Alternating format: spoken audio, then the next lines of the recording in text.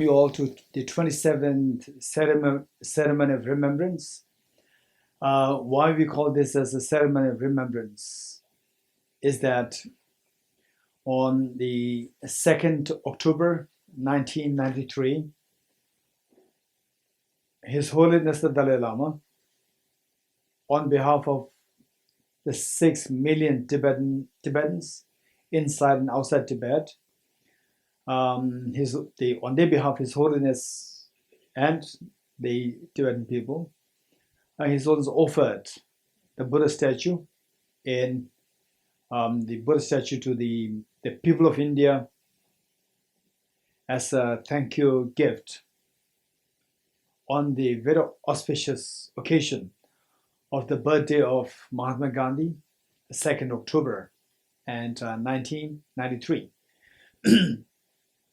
And since the former director's time, Venerable Dobum Rinpoche, there was a tradition to do sutra recitation, and as a memory, as a remembrance of this day, and of course His Holiness the Dalai Lama, a Nobel laureate, 1989 Nobel laureate, and that the world over respects His Holiness.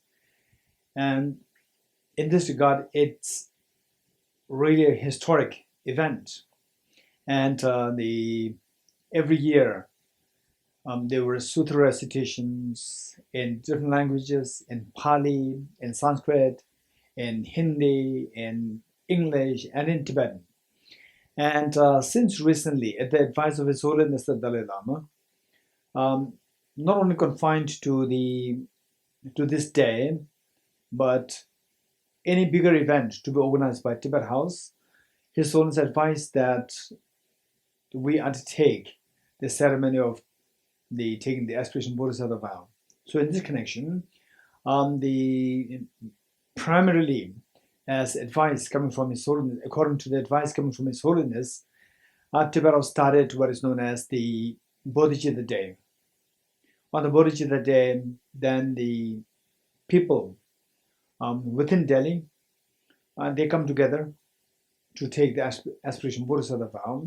And because of the almost like 1 year, almost like 6-7 months of the COVID, then everything turned into online. And now, all over the world, this program can be observed, can be taken part by anyone all over the world. So this is going to be like, I would say, the convergence of three things happening. One is the remembering the great father of the nation of India, Mahatma Gandhi. Then number two, that the historic event of His Holiness the Dalai Lama, Nobel laureate, who presented this Buddha statue as a thank you gift on behalf of all the Tibetan people to the Indian public and the Indian government. This is one thing. And then the combined, these two to be honored with taking the aspiration Bodhisattva vow. So these three things combined together makes it very special.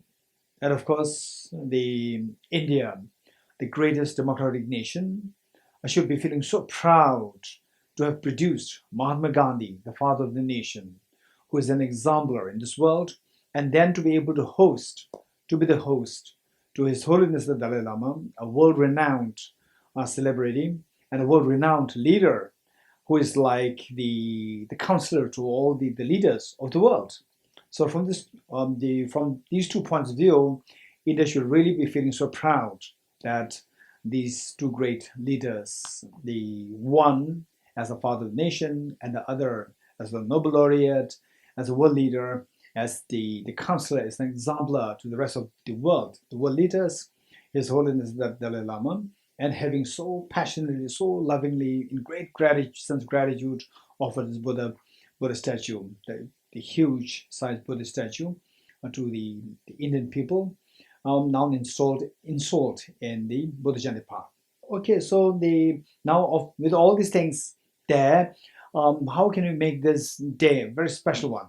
And for the wise people, it is through inculcating good qualities within you, within the individual.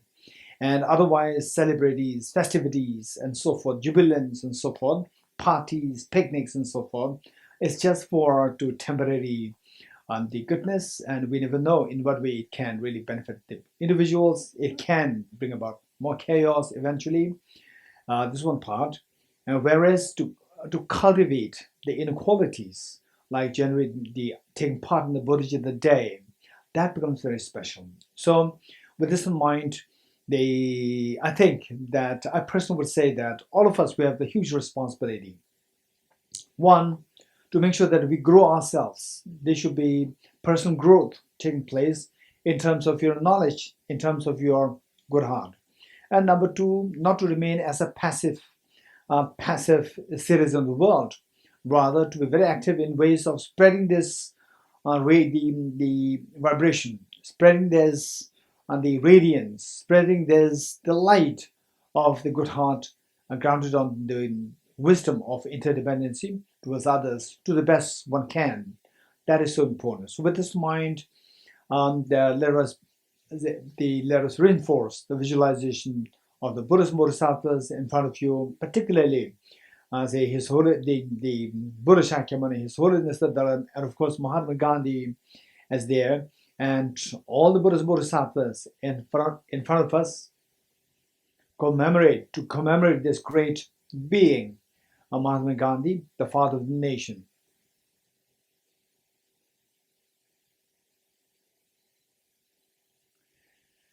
And to see them as a great source of inspiration for us, like your parents, showering love, affection, and attention towards us.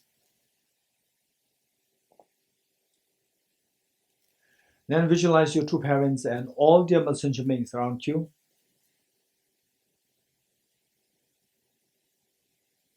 And you are leading this, and all beings are joining you. So happy to join you in this journey of purifying your mind, in the journey of enriching your mind with qualities to make your mind happier, more fearless, and thus spread this fearlessness and spread this happiness towards others. And you are leading this, and everybody's joining you. With this mind, let's turn to page 3. And I'm sure most of you have this book. If you don't have this, I'll read this. And as I read this, the more important thing is to reflect on the meanings and see how much you can invoke the respective experiences. Okay, page 3. Enthused by great compassion, you taught the Immaculate Dharma to dispel all perverted views. To you, the Buddha Gautama, I pay homage. Enthused by great compassion, you taught the Immaculate Dharma to dispel all perverted views. To you, the Buddha Gautama, I pay homage. Enthused by great compassion, you taught the Immaculate Dharma to dispel all perverted views. To you, the Buddha Gautama, I pay homage. Sangye chodan soge chonam la chanjo pardo dane gyapso che dage jinso kebe chonam ge chola penjere sangye jubare sho sangye chodan soge chonam la chanjo pardo dane gyapso che dage jinso kebe chonam ge chola penjere sangye jubare sho sangye chodan soge chonam la chanjo pardo dane gyapso che dage jinso kebe chonamge chola penjere sangye jubare sho. I go for refuge until I'm enlightened to the Buddha, the Dharma, and the Sangha. By my accumulations to the practice of giving and so forth, may I become a Buddha to benefit all sentient beings. I go for refuge until I'm enlightened to the Buddha, the Dharma, and the Sangha. By my accumulations to the practice of giving and so forth, may I become a Buddha to benefit all sentient beings. I go for refuge until I'm enlightened to the Buddha, the Dharma, and the Sangha. By my accumulations of the practice of giving and so forth, may I become a Buddha to benefit all sentient beings. Independent origination, there is no ceasing, no arising, no annihilation, no permanence, no coming, no going, no separateness, and no sameness. I prostrate to the consummate Buddha, the supreme among all teachers, the one who taught this peace which is free of elaborations. I prostrate to the mothers of the hearers, the Bodhisattvas and the Buddhas, who through the knowledge of all leads here seeking pacification and complete peace, who through the knowledge of paths causes those helping migrate to achieve the aims of the world, and who through the possession of omniscience helps subdue us, expand our varieties of teachings, the one who is transformed into the reliable guide, motivated by ultimate benefits to sentient beings, the teacher, Sugata, protector, to you I make prostrations, the one who has eliminated the web of conceptualizations and is endowed with the divine bodies of the vast and the profound, who eternally shines for the forever noble light race, to you the Buddha I make prostrations. Inspired by wisdom and compassion, today in the Buddha's presence, I gem the mind of full awakening for the benefit of all sentient beings.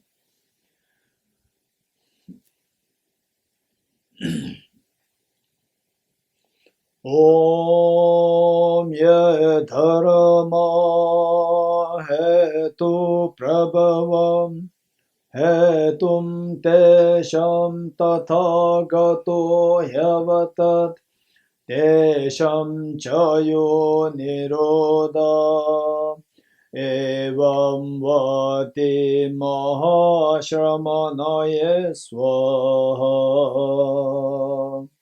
Om ye dharma hetu prabhavam hetum tesham tathagato yavatat tesham chayo nirodha evam vati mahashramanaye swaha. Om ye dharma hetu prabhavam hetum tesham tathagato yavatat tesham chayo nirodha evam vati mahashramanaye swaha. Shu Chubarisha. All phenomena arise from causes. The causes are taught by the Tathagata. The cessation of the causes as well is taught by the great seer. Profound, peaceful, elaboration-free, clear light and non-composite. Such is the nectar of dharma I have discovered. Finding no one who can fathom this teaching, in silence I will return to the woods. Beyond utterance, thought and expression is the perfection of wisdom, which is unborn, unceased, and has the nature of space. Is the object of apprehension of self-realized wisdom. To you, the mother of the Buddhas of the three times I be obeisance. All composite things are impermanent. All contaminated things are the nature of suffering. All phenomena are the nature of emptiness and selflessness. Transcending sorrow is peace. The Guru is the Buddha, the Guru is the Dharma, likewise the Guru is the Sangha. The Guru is the source of everything wholesome. I go for refuge in the Guru. By the sound of the vibrant drum of Dharma, you liberate all beings from miseries. I beseech you to kindly remain and give teachings until the end of the expanse of billions of aeons. The Buddha does not watch the negativities of beings, nor does he remove their miseries by his hands. His spiritual realizations are not transferred with them. It is by teaching the truth of the suchness that the beings are liberated. With folded hands, I beseech the Buddhas of all directions to shine the light of Dharma for all bewildered miseries gloom. If you are attached to this life, you are not a spiritual practitioner. If you are attached to samsara, you have no renunciation. If you are attached to your own self-interest, you have no bodhicitta. If there is grasping, you do not have the view. Okay, page 14. Page 14, praise to Shakyamuni Buddha.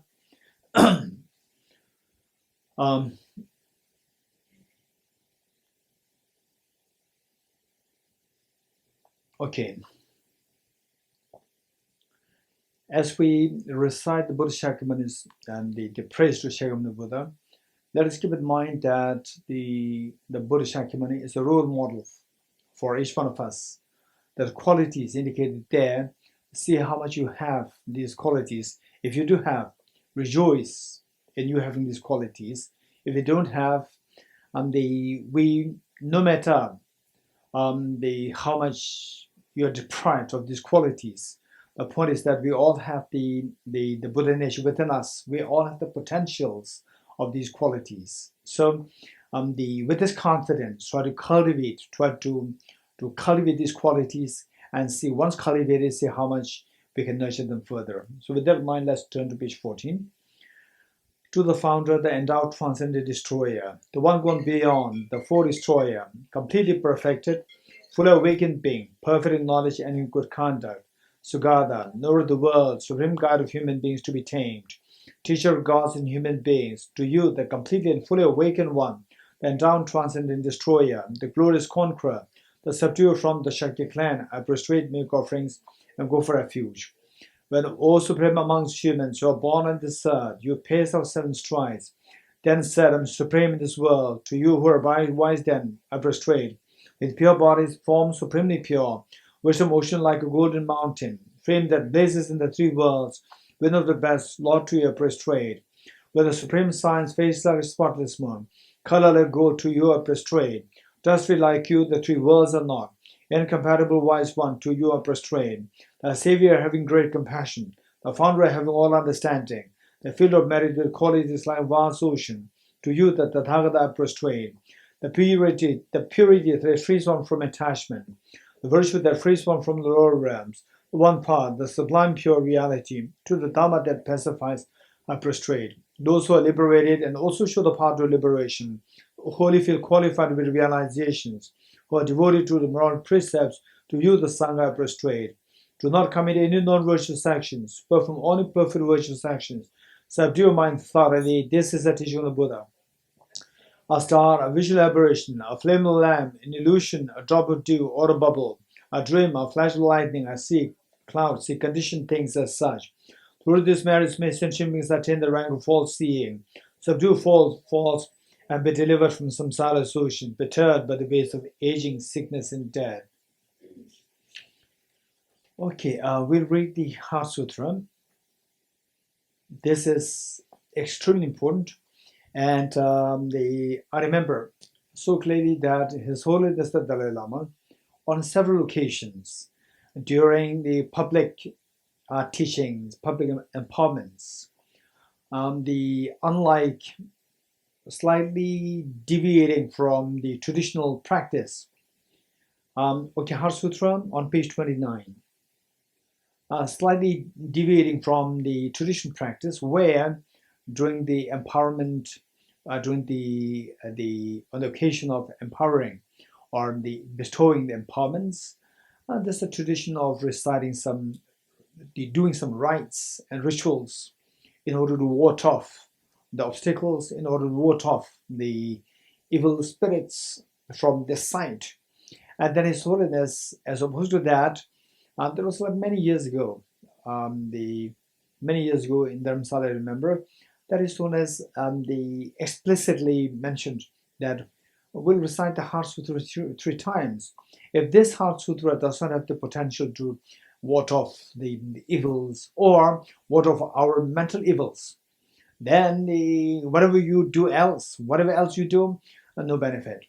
So which means that this Heart Sutra is so powerful. So we're going to recite this, and today on this occasion, it is we know that we are so well aware that it has been since November last year, when the virus started to come up in China, Wuhan, and then gradually spread all over the world. And then it became so worse all over the world by March. So we are all aware of that, and it has been since the pandemic, it came up in the form of pandemic. It is almost 6 months, and then since the initial the breakout, it's been almost 9-10 months. So, and then the loss of humanity, the fatality was quite devastating. There's a huge number of the beings lost to this, and I'm sure amongst the participants of the Bodhicitta Day, you have your own friends and relatives who are lost to this COVID-19. I personally, my friends, the very close friends, and they also died to this COVID-19. So let us pray with the recitation of Heart Sutra and the Bodhicitta Day.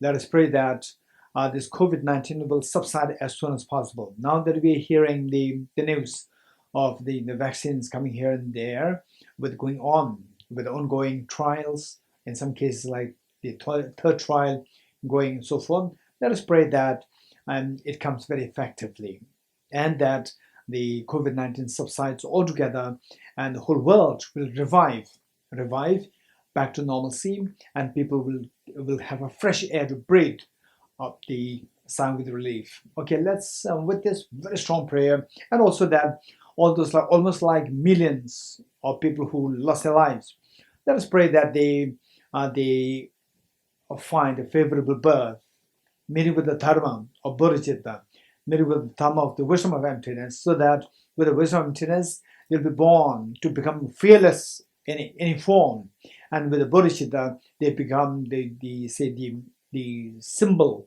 of the vibrancy of the joy and happiness, to spread the joy and happiness all over the world to all the sentient beings. And then all those who are in the hospitals, in ICUs, let us pray that they recover as soon as possible, and all the doctors and nurses and the medical the professionals, let us pray that we don't lose them, that they remain intact, they remain forever strong and vibrant, and then they have good health. So with this in mind, let's recite the Heart Sutra. And reciting Heart Sutra is so powerful, beneficial for yourself and for the world. So whether it's of great benefit for the world, it entirely depends on individuals' motivation. So let us have a good motivation that my recitation of this will become like a seed of the benefit for all the whole world. Okay, page 29. And again, as those of us who do not have this book, don't worry. I read that to the best I can, very clearly, and then you try to remember, you try to invoke the meanings and experience to the best you can. Okay. I prostrate to the Aurechubal Jen. Thus did I hear at one time the Buddha was dwelling on the Master Vulture's mountain in Rajgriha, together with a great community of monks and a great community of bodhisattvas. At that time, the Buddha was absorbed in the concentration on the categories of phenomena called profound illumination. Also at that time, the Bodhisattva, Mahasattva, Aravarugiteshvara looked upon the very practice of the profound illumination of wisdom and beheld those five aggregates also as empty of inherent nature. Then through the power of the Buddha, the Venerable Shariputra said this to the Bodhisattva, Mahasattva, Aravarugiteshvara: how should any Shadva lineage who wishes to practice the activity of the profound professional wisdom train? He said that, and the Bodhisattva, Mahasattva, Aravarugiteshvara said this to the Venerable Shariputra: Shariputra, any son of the lineage or daughter of the lineage who wishes to practice the activity of the profound professional wisdom should look upon it like this, correctly and repeatedly beholding those five aggregates also as empty of inherent nature. And form is empty. Emptiness is form. Emptiness is not other than form. Form is also not other than emptiness. In the same way, feeling, discrimination, composition factors, and consciousness are empty. Shariputra, likewise, all phenomena are empty, without characteristic, unproduced, unceased, stainless, not without stain, not deficient, not fulfilled. Shariputra, therefore, in emptiness there is no form, no feeling, no discrimination, no composition factors, no consciousness, no eye, no ear, no nose, no tongue, no body, no mind, no visual form, no sound, no smell, no taste, no object of touch, and no phenomenon. There is no I element, and so on, up to and including no mind element and no mental consciousness element. There is no ignorance, no extinction of ignorance, and so on, up to and including no aging and death, and no extinction of aging and death. Similarly, there is no suffering, origination, cessation, path. There is no exalted wisdom, no attainment, also no non-attainment. Shariputra, therefore, because there is no attainment, bodhisattvas rely on and dwell in the perfection of wisdom, the mind without obscuration and thus without fear. Having completely passed beyond error, that which the endpoint of nirvana, all the Buddhas who dwell in the three times also manifesting complete awakened to unsurpassed perfect and complete enlightenment and reliance on the perfection of wisdom. Therefore, the mantra of the perfection of wisdom, the mantra of great knowledge, the unsurpassed mantra, the mantra equal to the unequaled, the mantra that thoroughly pacifies all suffering, should be known as truth, since it is not false. The mantra of the perfection of wisdom is declared: Yatha Om Gade Gade Para Sam Gade Bodhi Swaham. Shariputra, the Bodhisattva, Mahasattva should train in profound perfection of wisdom like that, Then the Buddha arose from their concentration and commanded the Bodhisattva, Mahasattva, Aravadukiteshvara, saying, well said, son of the lineage, it is like that, it is like that. One should practice a profound professional wisdom just as you have indicated.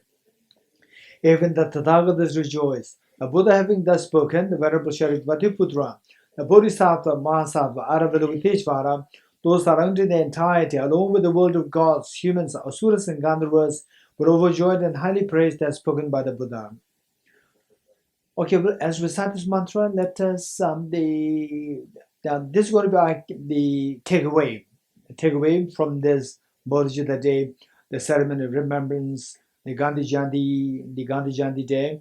And so what we do is that we invoke the blessings of all the Buddhas, Bodhisattvas. And the real blessing is not like miracles. The real blessing in the form of, making your mind fertile to give rise to bodhicitta, to give rise to the wisdom of emptiness. And then spread these two lights to all the dear sentient beings, starting with your two parents, your children, your family members, and everyone. And imagine that we are all there in the Rajgir on the Vulture's Peak. Just imagine. Those of us who have been there, just imagine that the Buddha Shakyamuni is presiding over this congregation, and you're part of this congregation where Aravadukiteshvara was there, the Shariputra was there, and everyone is there. Just visualize that, and you're encouraging all your family members and all sentient beings are there, and then you are hearing the Buddha Shakyamuni so compassionately exhorting us thus. Don't remain in the fears of samsara. Come towards the ultimate happiness. And you hearing this melodious voice of Buddha Shakyamuni, you inspire your two parents, all the sentient beings. Okay, look, this is what a compassionate teacher, Buddha Shakyamuni, has been exhorting us. Let us not remain in fears of samsara anymore. Let us all turn towards the full awakening by getting rid of the fears and by embracing the infinite happiness. And everybody hearing what you're saying, yes, they are all so happy to join you in this journey of awakening the Buddha nature. So with that in mind, then let's recite this 7 times. 남겨라. 주사부중. 주사부지. 주사. Deata Om Gade Gade Baragade Barasangate Bodhiswatyata Om Gade Gade Paragate Parasamgate Bodhiswatyata Om Gate Gate Paragate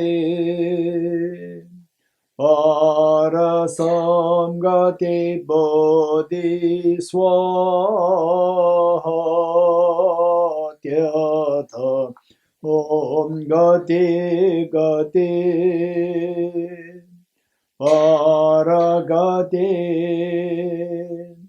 Parasamgate Bodhiswatyata Om Gate Gate Paragate Parasamgate Bodhiswatyata Om Gate Gate Paragate Parasamgate Bodhiswatyata Om Gate Gate Paragate Parasangate Bodhi Swaha.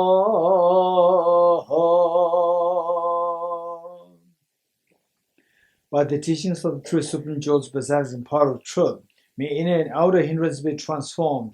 May they be dispelled. May they be non-existent. May they be pacified. May all negative forces opposed to Dharma be completely pacified.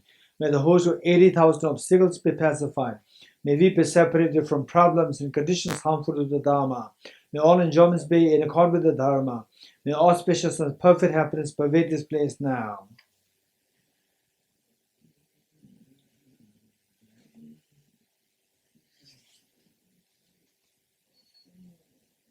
Okay. Okay, let us turn to page 40, short mantle offering. 40. Page 40. And mantle offering, the basic concept of the mantle offering is to accumulate merit. And merit accumulation is where, I'll say the one, you let go of things which you cherish, like the wealth, merit, and so forth, that you share with other beings. This is how you accumulate merit, number one. And number two, the fact that you are doing this pertaining to in relation or towards to the beings, the enlightened beings who embody the wisdom, who embody compassion. Then it turns out to be very special that you are that you are inculcating the qualities of love and qualities of the wisdom. So this says that the multiple things happening together. So with this in mind, as we make the offerings, just visualize that we are making the offering to all Buddhas and Bodhisattvas who embody compassion and who embody bodhicitta and the wisdom of emptiness. And meanwhile, if you just think about yourself making the offerings, it's just one. Whereas if you think of all the sentient beings with you, then it's like infinite. This is a benefit. The same act of the offering that you're making, and depending on how you set your mind, that determines to what extent you are building you are accumulating that merit. Okay, so with this in mind, we're on page 40. This ground anointed with perfumes, strewn with flowers, adorned with Mount Meru, the four continents, the sun, and the moon. I imagine this as the Buddha filled and over it. May all sentient beings enjoy this pure land. Okay, we'll say this in Tibetan. Om Sajibhagya Joshe Mendoetan Reram Len Shenyen Degyan Bodhi Sangye Shendo Medem Buvayen Jogunam Doi Shenloi Chubarai Shu. The next two passages are very important. So these two summarize the whole practice. The practice, lifelong practice, summarize the whole practice as to what are the salient features that we should include in a practice. All these are very clearly delineated in these points. So let us, as we recite, let us make it a point that the points are reflected. May I be blessed that my mind is directed towards the Dharma.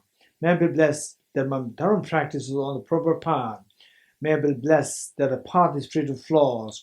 May I be blessed that the flaws are seen in the light of exalted wisdom. Becoming utterly frustrated with ignorance that grasps the true existence, please bless me to generate genuine renunciation, seeing all aspects of samsara as viciously repulsive. Please bless me that my mind stream overflows with the precious bodhicitta that cherishes others more than myself. Please bless me to have an immaculate experience of the wisdom that emptiness that does not see even an atom of intrinsic reality, or a basis of understanding how things come into being by dependent origination through mere conditioning. Please bless me that my mind stream overflows with the precious wisdom of the non-duality of bliss and emptiness. Idam Guru Ratna Mendela Gamne Rateyame.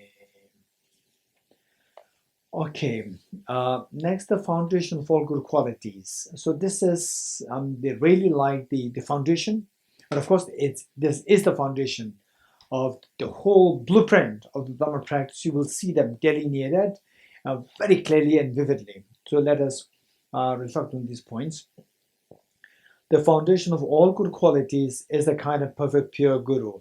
Correct devotion to him is the root of the path. By clearly seeing this and applying great effort, please bless me to rely upon him with great respect. Understanding that the precious freedom of this rebirth is found only once, is greatly meaningful and is difficult to find again. Please bless me to generate the mind that unceasingly, day and night, takes its essence. This life is as impermanent as a water bubble. Remember how quickly it decays and death comes. After that, just like a shadow follows the body, the results of virtuous or non-virtuous karma follow.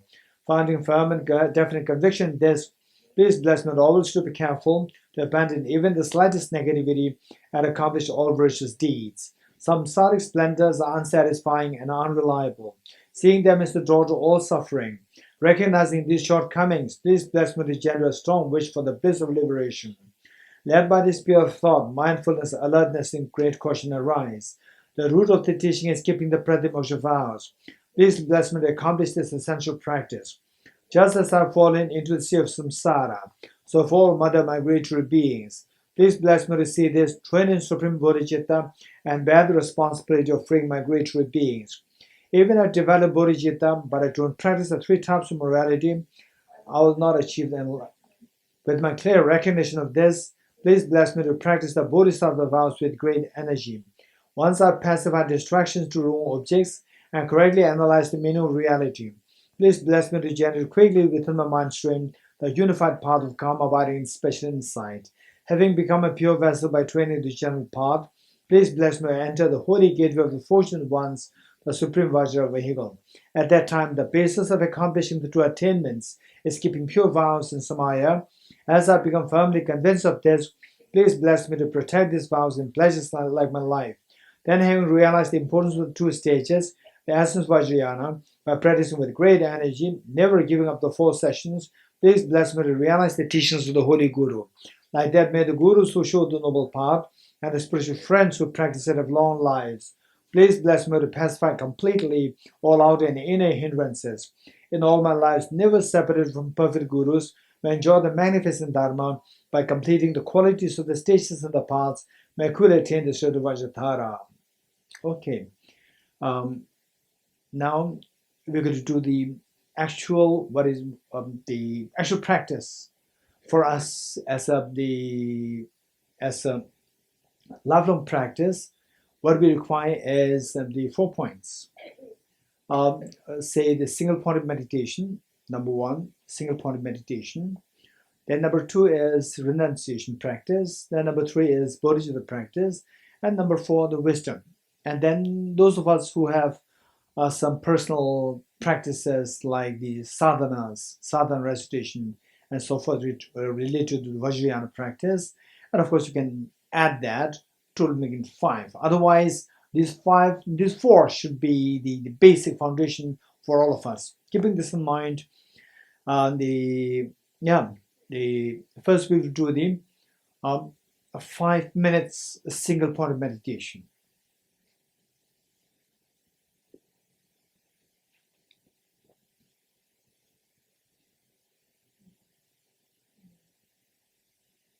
Okay, for this, so most of you, I'm sure, most of you who are attending this program, you are already aware of this program, and there's no need for me to just repeat all these things over and over again. But I'm sure that alongside, you have your friends who may be attending this program for the first time, and perhaps doing the meditation also for the first time. So for the sake of those people, I'd like to quickly indicate or give the instructions, or very quick instructions on the single point of meditation. So basically we see that, let us keep in mind that how to extract the greatest meaning out of life. We look for external factors. External factors, for example, let's say that, okay, only if I have, I can get the opportunity to go to 5-star hotel to have a lunch at least once in my life, that would be wonderful. Or if I can go for, adventure somewhere in hiking, or in the ocean, or in the also Goa, or so whatever, or I can have something. We are looking for external factors for one's happiness. This is extremely unwise. External factors, if we have, let's say, the $1,000, then the next moment will be the $10,000. So, and it will never end.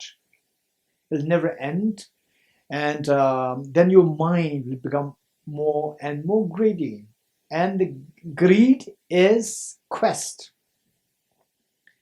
It's the thirst.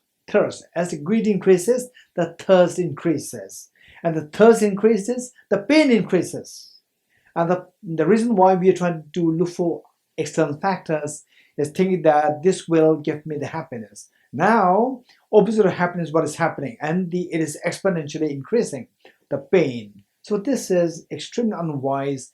And in actuality, even when you meet with external factors for the happiness, what we feel is happiness is actually not the external factors. External factors, these are the triggers. These are the triggers. And say for example, let's say that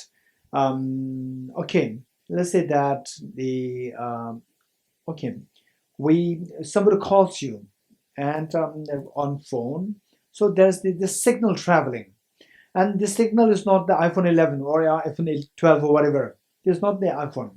So iPhone is one that you have, and then you get a feeling that, okay, now I'm using this. Yes, of course you are using it. This is not coming from outside. It is your object. So the outside, they are sending the signal which makes it work. So likewise, external factors, what we call as happiness and so forth, like the cheesecakes or a good house, good cars and so forth, these are like the triggers to trigger the internal happiness. So sometimes external factors may not be able to trigger it.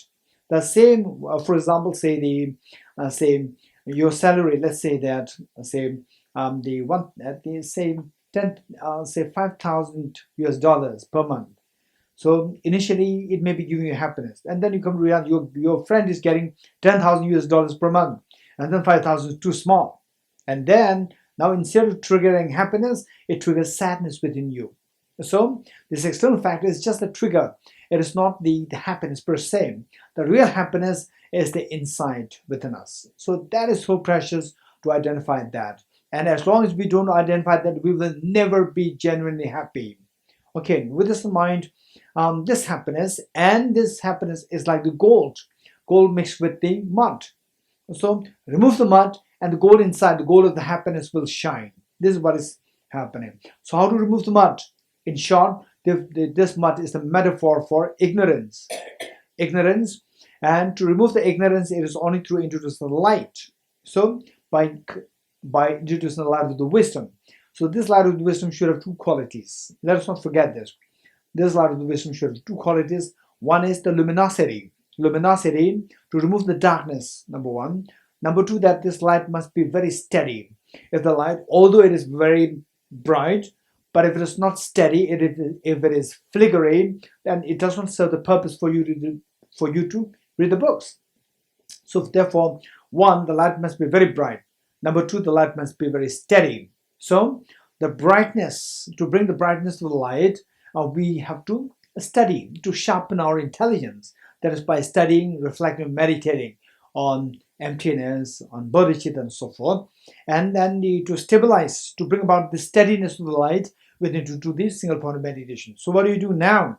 The 5 minutes practice, this for the stabilizing our mind. Okay, so this 5 minutes meditation or single point meditation, it has 4 points to give in mind. One is the body posture. Then number 2 is what we're going to meditate on, the focal point. Number 3 is identifying the errors of meditation. Number 4, applying the remedies. 4 points. Body posture. Okay, just if you can sit cross-legged. This is number 1. Then number 2 is that what is so important is to make sure that your back upright. Back must be upright. This is very important. And then your head tilted forward a little bit and eyes not closed. Eyes half open, 45 degrees cast down. And then the tip of the tongue should touch the upper palate to avoid excessive accumulated saliva in the mouth. And your teeth and the lips, keep them in the natural course. Breathe naturally. Don't force your breath. Don't control the breath. And your right hand on the left hand. And the two thumbs joining, forming a triangle. Place the two hands on the laps in a restful state. Okay, this is your body posture. The focal point, what we're going to meditate on. What we're going to meditate on is that it's going to be very simple. Of course, there are so many versions of meditation. What we're going to do is a very simple one. That is, just count your breath. Count your breath.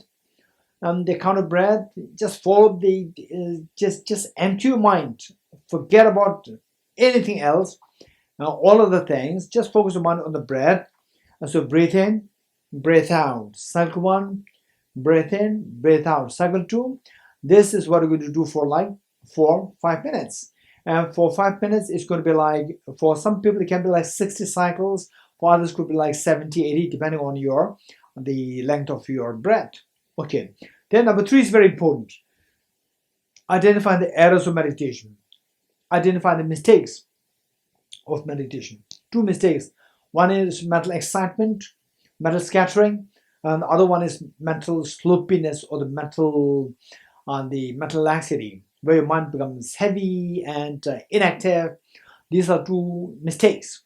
When any of these 2 mistakes happen, then go for number 4, applying the remedies to overcome the errors. And the remedy is twofold: introspection and mindfulness. Now, once in a while, just they keep an eye on your own mind, inspect on your own mind to see what your mind is doing. Whether your mind is meditating, or it's falling asleep, or it is just distracted to other things. Should you see that any of these things are happening, then apply the mindfulness. Mindfulness is to bring the mind back to the intended object of meditation. Are you ready? 5 minutes.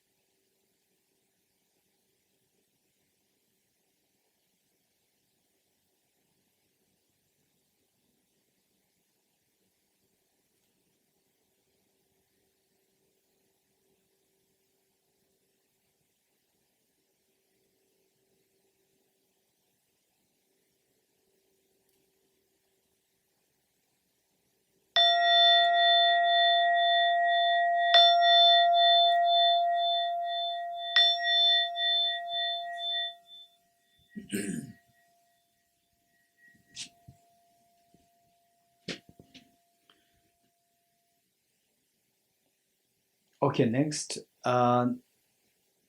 renunciation.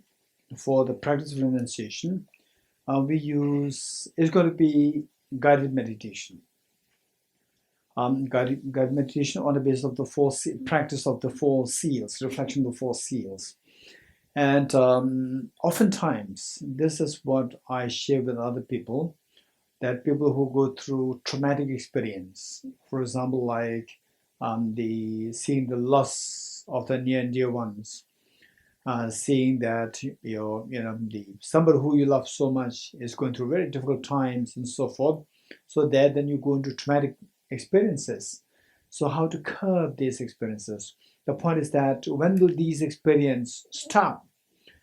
They will never stop on their own, because external factors, they're like just ripples. They will never stop. So your pains will be ceaselessly existent.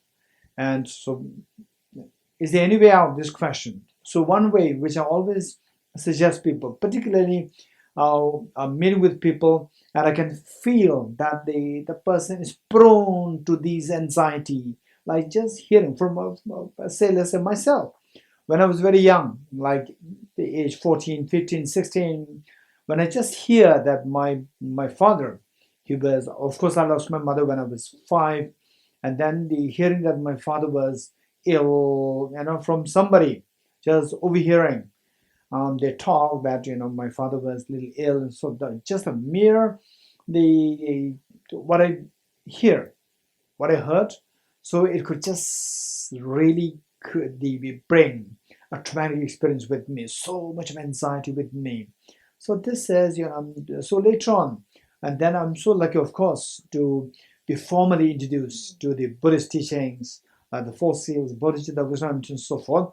So from this, now we can see that anybody who's prone to such anxiety, even to hear about the miss and the givings of the ones near and dear ones, then you just tend to go into depression and so forth. So for them, it's very important to train your mind while everything's still okay with you. Train your mind to reflect on 4 points, 4 seals. That's very important. And initially, it can be a little disturbing, but over time, it can prepare you that you will not feel vulnerable to these experiences later on in life. But otherwise, we are all. If you have say a very complicated family, fights happening, it's extremely traumatic. And if you have a very cordial, cozy, a very affectionate family, again, there's a problem. And the sickness, aging, death can happen to any member. And when that happens, it is struggling painful within you. So how to handle these things? The best way is by practicing the 4 seals. That is so precious. Okay, with this mind, it's going to be a little quick. So it's going to be a guided meditation. But this is very important, the reflection on the 4 seals as a part of the Renunciation Bodhicitta. This will make our Bodhicitta practice more, more powerful and more vibrant. This is it. So with this in mind, let's reinforce the Buddhas and Bodhisattvas in front of us. So loving, caring, and affectionate, and always standing by us, by our side when we go through difficulties and challenges. And all the dear sentient beings, including parents, around you. Okay, the 4 seals of the Buddhist teachings. The first seal: all composite things impermanent. Anything which is composed of physical material things, or the temporal segments of mind, that object is bound to go through momentariness. And look at the reality of, say, each one of us 10 years ago, 20 years ago, we were so young, and now say the complexion disappears, the flexibility of the body disappears. And many of our friends, even in some cases your parents, your relatives, your friends, once so alive, living with you, now many of them are gone.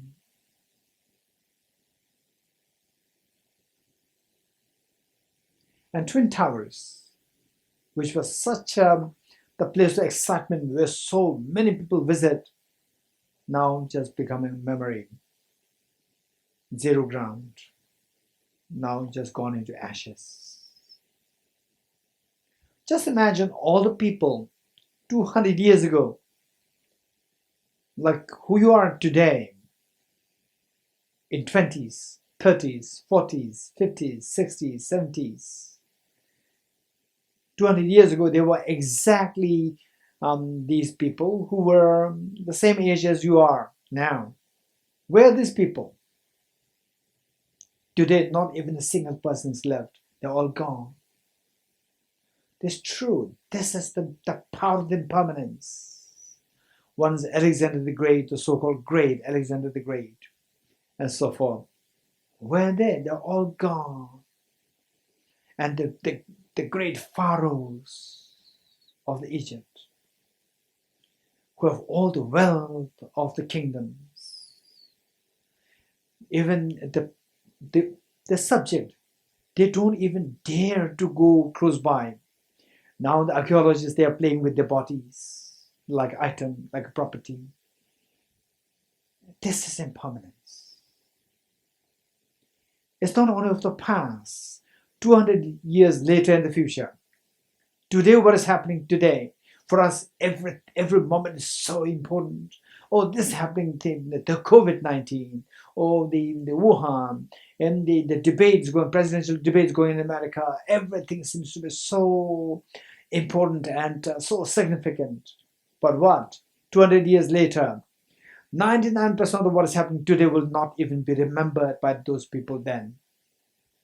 They're all just, they even fade away from the memories. Even like some people, like say the Mother Teresa, Mahatma Gandhi, His Holiness the Dalai Lama, and so forth, maybe Nelson Mandela. These people, some of them will be remembered. Otherwise, 99.9% of the people, even the memories will be wiped off from the minds of the people then. This is the reality of impermanence. So the fact that this is impermanence, yes, is extremely powerful to see things from a broader picture of the space.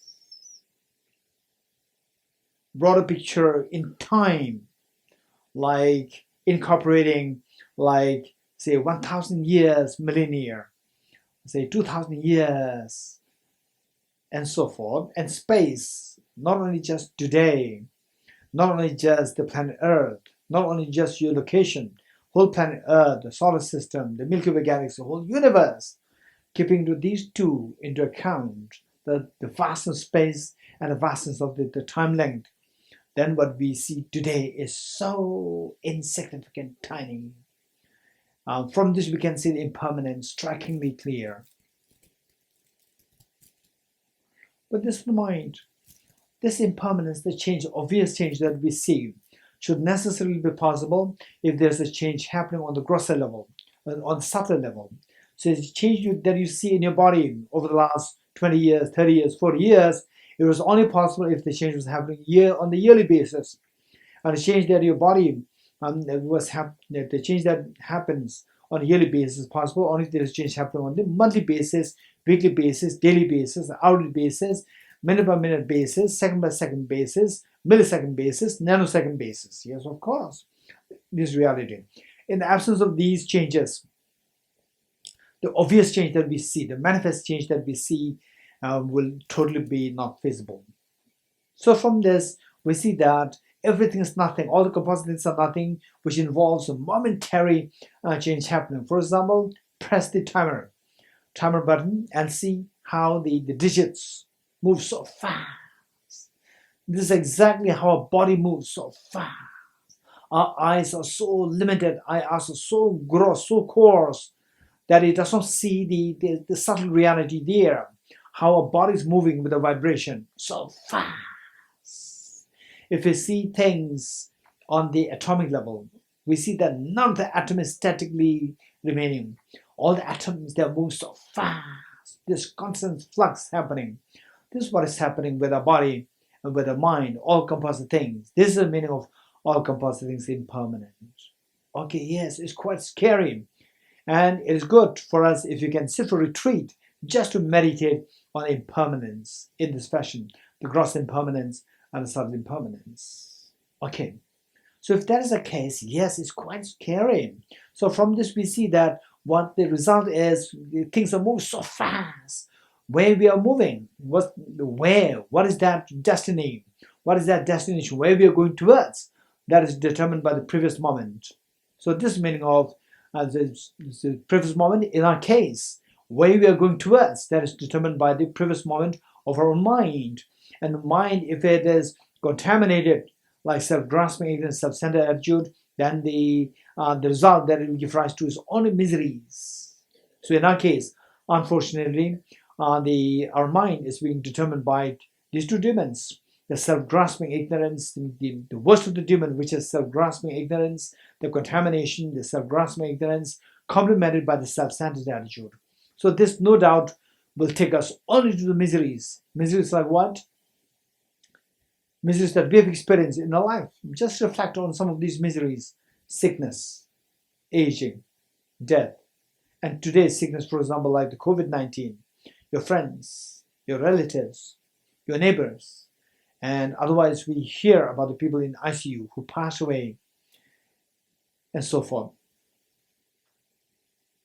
Then aging, then death, then loss of near and dear ones, and meeting with the undesirable beings, and then the not getting what you are seeking, and so forth. So these are the miseries. And one moment of such a misery is good enough to nullify all the past moments of the excitement, youth, festivities, and then the merriments, parties, picnics, and so forth. Yes, everything seems to be so gloomy when you realize that even one moment of such a pain, such a measure of life. Yes, that's true. This is reality. We live in the bubble of the surface, the flower beds, flower on the surface. Underneath, this is reality. Yes. Is there a possibility for us to get out? Yes, of course there is a way out. Let us remember what the Buddha said. Ye dharma hetu prabhava. On the mantra of dependent origination. Ye dharma hetu prabhava. All these phenomena, they don't arise randomly. They arise from the causes and conditions.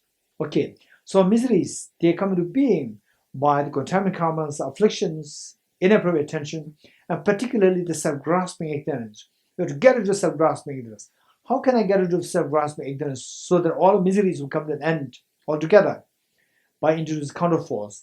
And the counterforce is none other than the wisdom of emptiness. What is the wisdom of emptiness?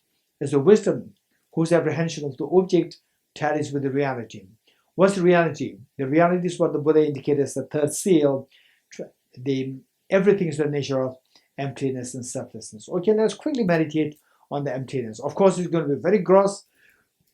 For those of us who are already exposed to the emptiness concept, for you it can be very profound and meaningful. For others, it can be very gross. It doesn't matter. So this is the medicine, whether we like it or not. This is the medicine to take us out of the miseries, to take us out of the fears of life. Okay, how do I meditate? Okay, today let's meditate on emptiness with the self. How the self is like a dream. Okay, what are you doing? I'm meditating. What is your body doing? My body is in a meditative state. Good. Okay, just observe what this self is doing. Yes. How does this self appear to you? Like a dream? Your mind is making it? Or like a movie projected by the projector? Or no, it is not like the mind creating it like a dream, the dreaming mind dreaming the objects of dream. It is really there, so solid. Okay, this belief is the self-grasping ignorance. This is distorted mind. This is the one which underscores samsara. This is one which traps us in samsara. How do you know that this is a mistaken mind? This is the distorted mind. How can I know that? Okay, if this mind is a valid mind, then the self should exist the way it appears to you. And if the self does exist as objectively, the way it appears to you, so solid, objectified and solidified there, then remember what Aranagarjuna said in the Precious Garden.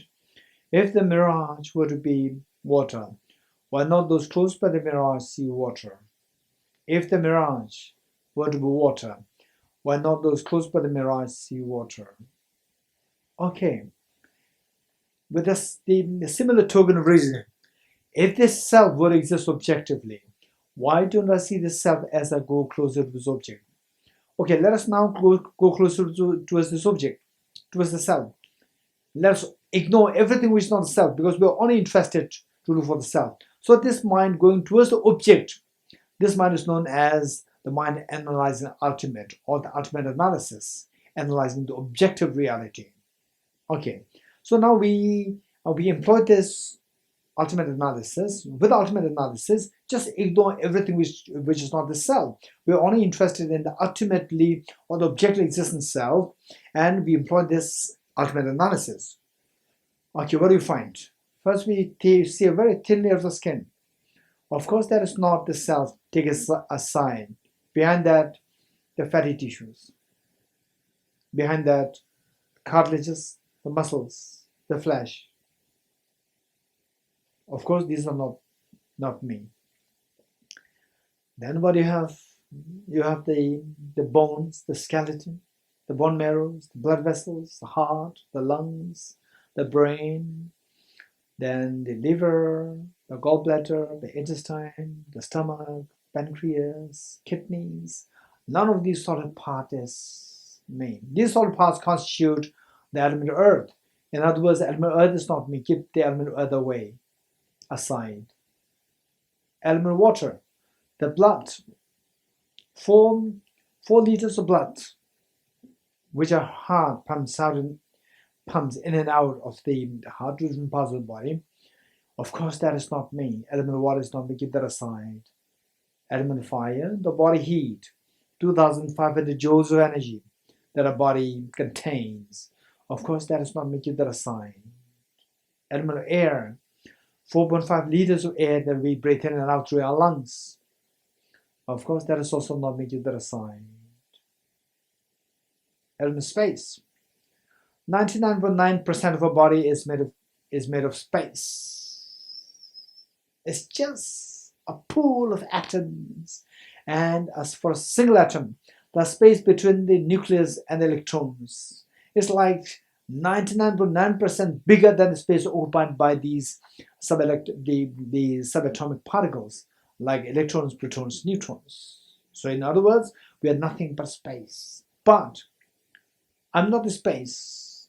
Space vacuum in nature, I'm a solid person. So that even the space, element of space is also not me. Keep that aside. Okay, what is left now? Just the mind, the consciousness. Of course, the element of consciousness is also not me. Because I'm a male, I'm a female. My consciousness does not have a gender.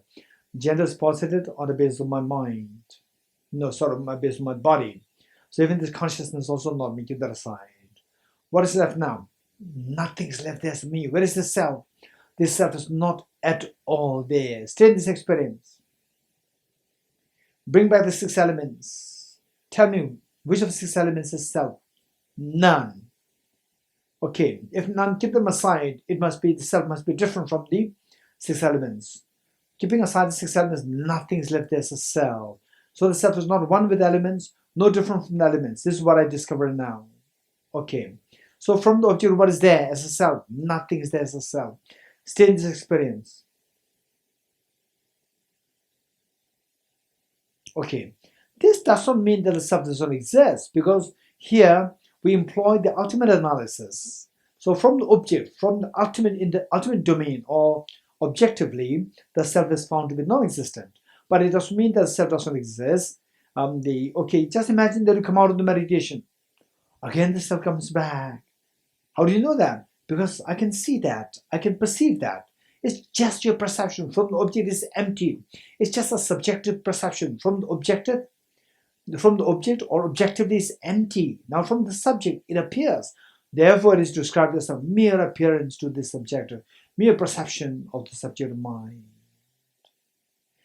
On this subjective level, this is how whole world, whole universe is operating, whole functionality is operating on this subjective appearance level. Okay, that's amazing. That's amazing.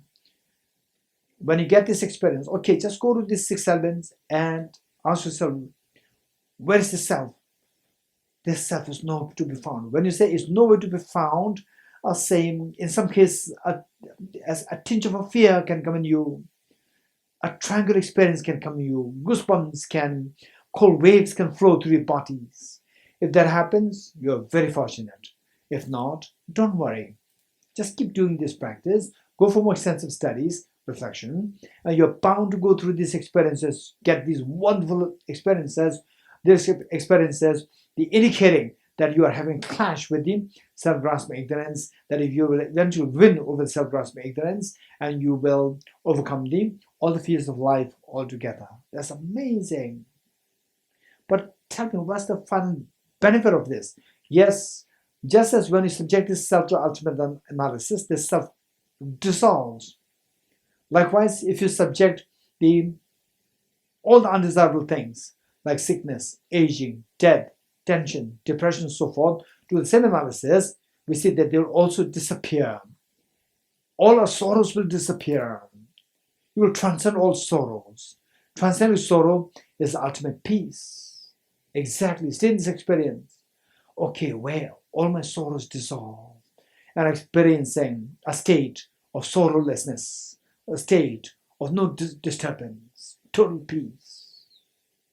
This is what the Buddha indicated as fourth seal, transcending sorrow is absolute peace.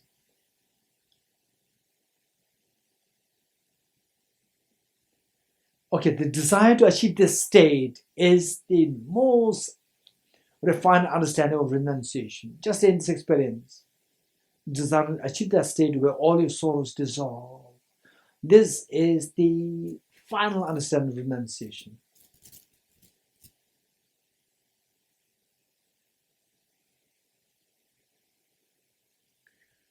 Okay, come on with this practice, and let us, before we switch to bodhicitta, let us rest for 10 seconds, 10-15 seconds.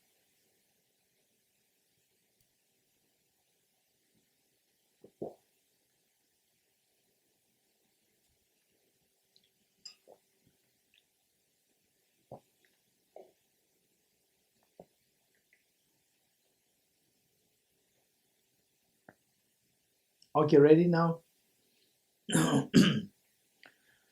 Okay, reinforce the visualizing Buddhas and Bodhisattvas in front of you. So loving and so caring. Reinforce the visualization of your true parents, all of family members, and all dear sentient beings with you, where you are loving and caring to take care of all these beings. With this in mind, okay, with this in mind,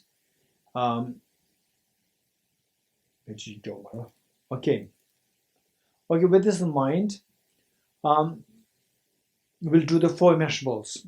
And for the 4 immeasurables, what we do is that for the 4 immeasurables, what we do is that, we'll do all the 4 immeasurables, because this is a very auspicious day. It may take us like the extra 10 minutes extra, no mind. Okay.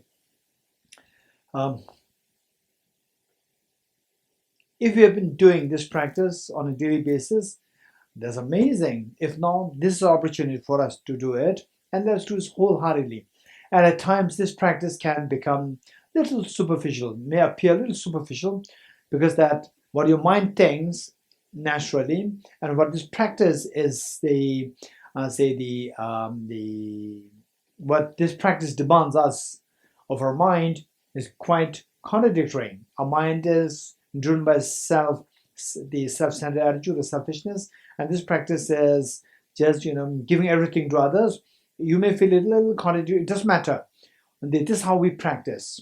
We practice. If it is very naturally happening, then we don't need practice. Okay. The first, immeasurable loving kindness. So the point is that to what extent where we will have the benefit of this practice depends on how seriously you do that. Okay.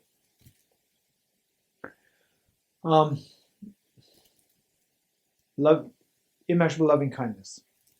How good would it be that all my dear Mother sentient beings are endowed with happiness and the causes of happiness. The causes of happiness primarily are consisting of bodhicitta and the wisdom of emptiness. May all my dear Mother sentient beings be endowed with happiness and the causes of happiness. I'll take the responsibility that all my dear Mother sentient beings are endowed with happiness and the causes of happiness.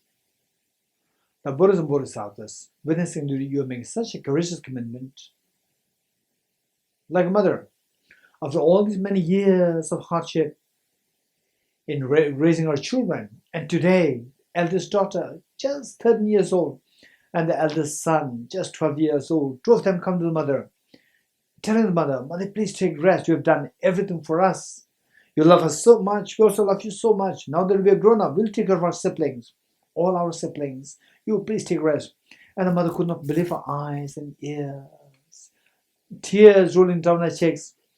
This is exactly what is happening to all Buddhist Bodhisattvas today. They are so happy to hear, so happy to see the commitment that you are generating today. So this intense happiness and the pride the Buddhist Bodhisattvas feel invoke their compassionate omniscient minds to send for nectars of very soothing lights towards you and all dear sentient beings. The mere touch of lights and nectars with the bodies of beings of yours instills in all happiness and it causes happiness within yourself and all dear sentient beings.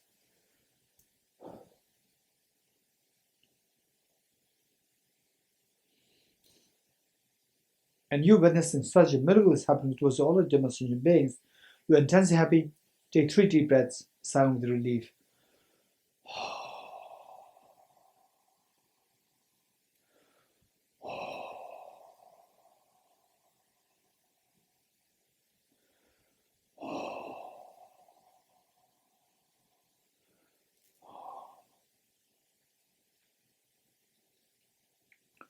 When this practice happens to flow very naturally, then you could feel the cold waves flowing through your bodies across the layer of your skin.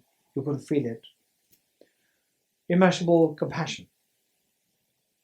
How good would it be that all my dear Mother sentient beings are freed from suffering and the cause of suffering, the suffering such as COVID-19, the fear of loss of near and dear ones, and so forth, and the cause of suffering constitute mainly primarily consisting of self-grasping ignorance, self-centered attitude, and the offshoots in the form of inappropriate attention, afflictions, and the contaminated karmas. May all my dear Mother sentient beings be freed from suffering and the causes of suffering.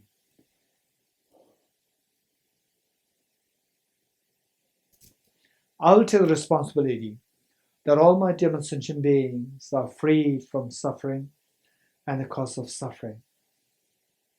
Now, Buddhas and Bodhisattvas, witnessing that you make such courageous commitment, their intense happiness and proud of you, this pride and happiness invoke their compassionate omniscient minds to send the nectars of soothing lights towards you and all dear sentient beings. The mere touch of lights and nectars with the bodies of beings of yours washes away all the miseries and the cause of miseries from the beings and from yourself.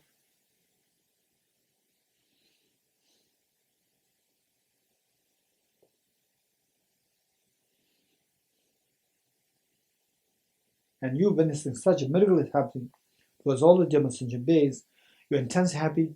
Take 3 deep breaths, sound the relief.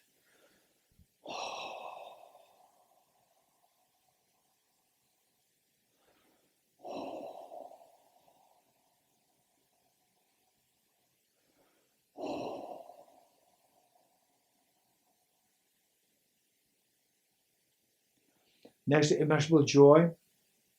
How good would it be that all my German sentient beings are never separated from happiness and the causes of happiness that they're endowed with.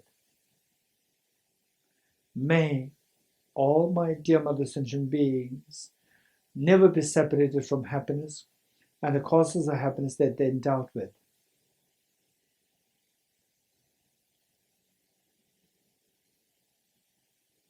I'll take the responsibility that all my dear sentient beings are never separated from happiness and the causes of happiness that they're endowed with.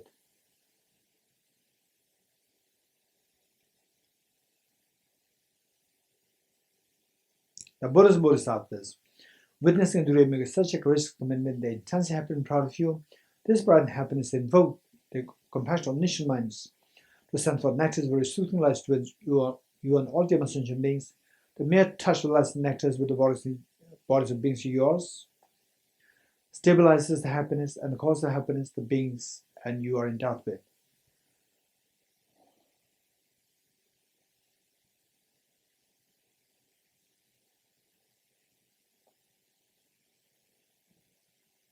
And you witnessing that such miracle is happening to all the dimension beings, you're intensely happy. Take 3 deep breaths, sound with relief.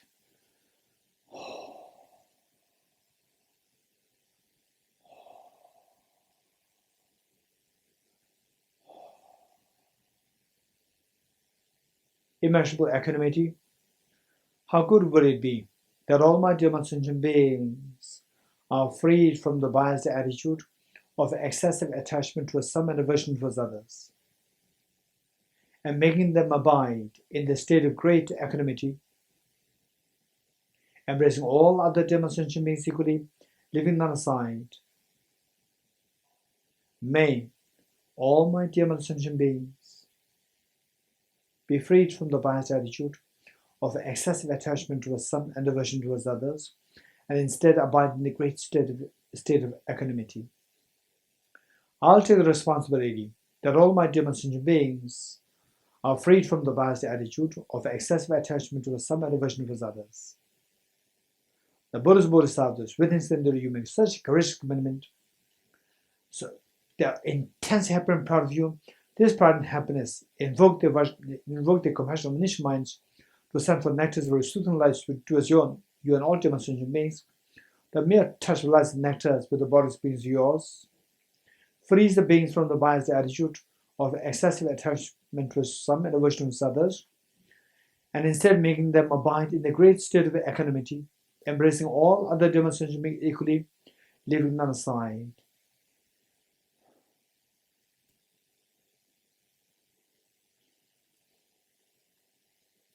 And you witnessing such a miracle is happening towards all the dear sentient beings, you're intensely happy. Take 3 deep breaths, sound with relief.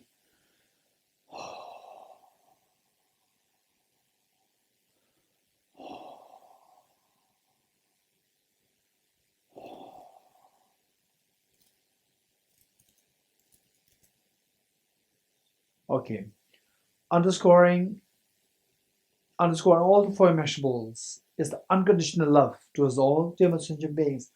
Abide in this unconditional love for a while.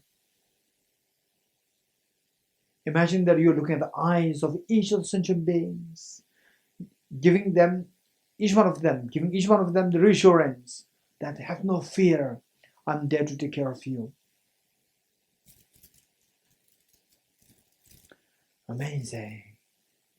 To the extent that each one of them feels themselves so special in your eyes, and you're so happy. So with this mind, With folded hands, let us make a Bodhicitta commitment. And I'll say this line, and let us all say this 3 times together, wholeheartedly. It may sound as superficial, it doesn't matter. This is how we begin and eventually become real. May I become Buddha for the benefit of all my dear mother sentient beings.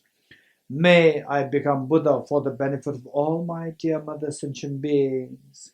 May I become Buddha for the benefit of all my dear mother sentient beings.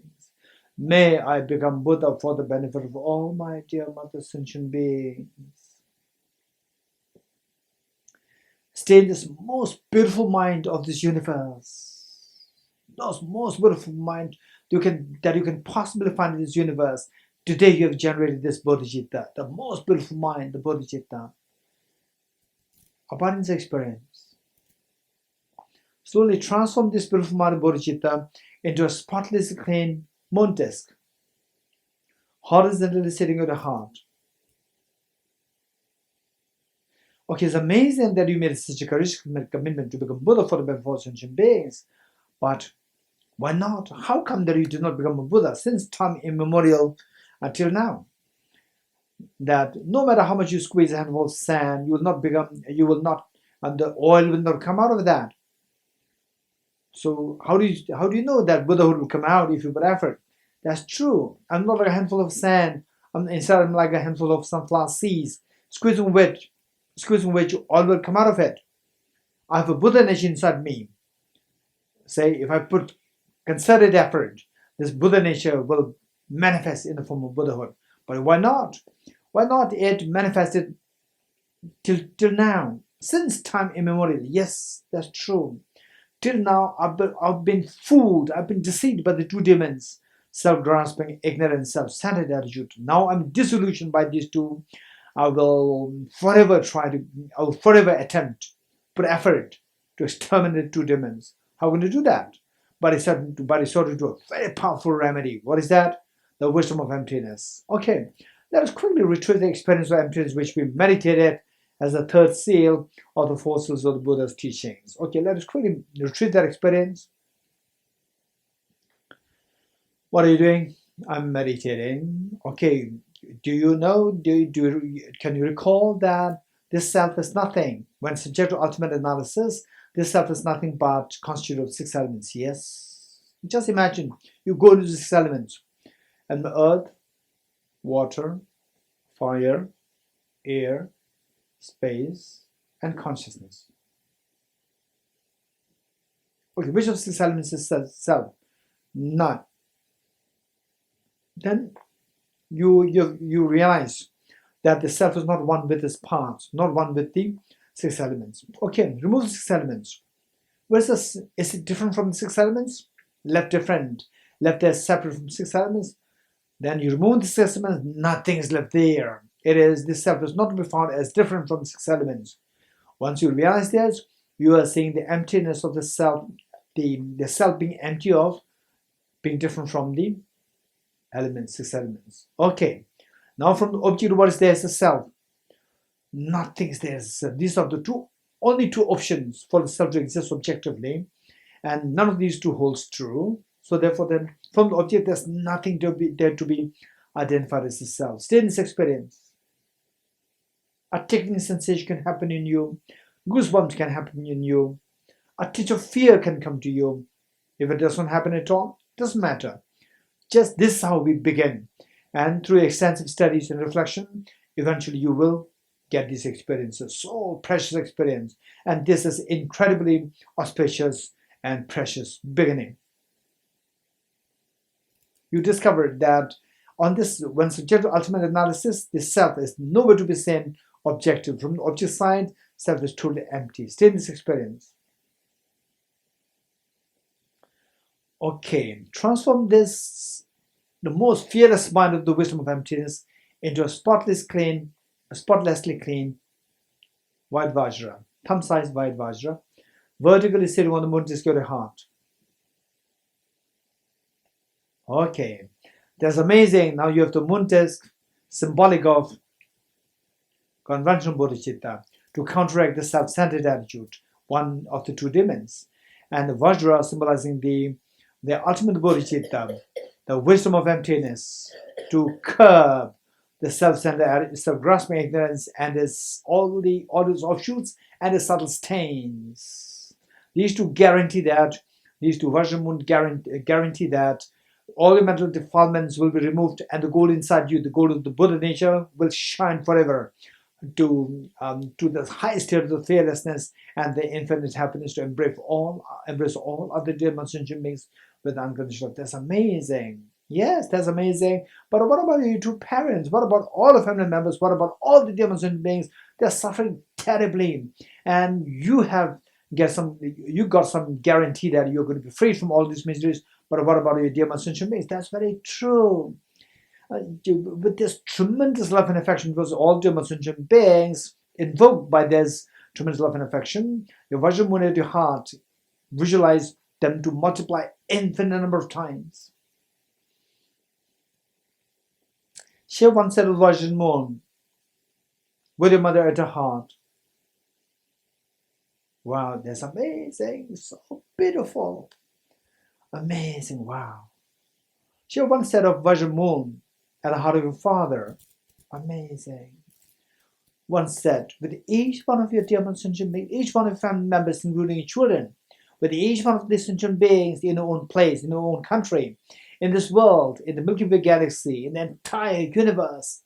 Human beings, animals, insects, Hanugos, hell beings, spirits, god and goddesses, everyone, Gandharvas, everyone.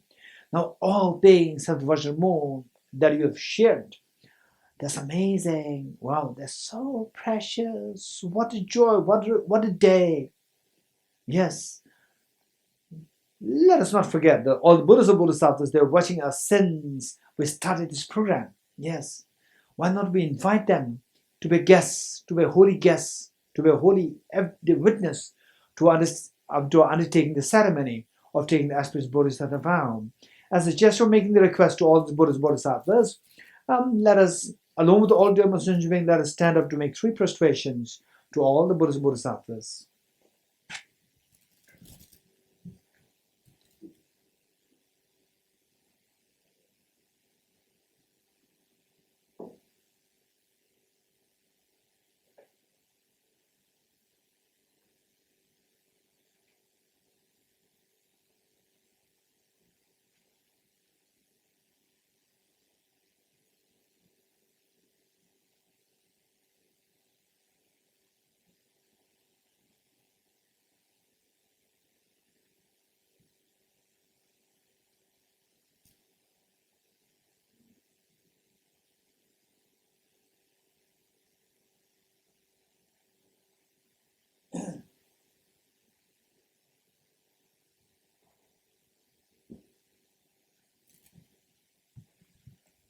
Okay, those of us who have no problem with the health, you can sit on your right knees. And those of us who do have knee problems and so forth, then sit in the most comfortable position.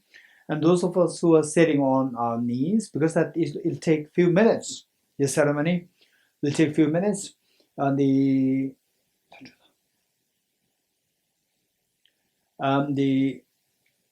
Because it'll take a few minutes. If you start to feel the pain, make sure that then you sit in the most comfortable position once you start feeling pain, because with the pain your focus will be lost.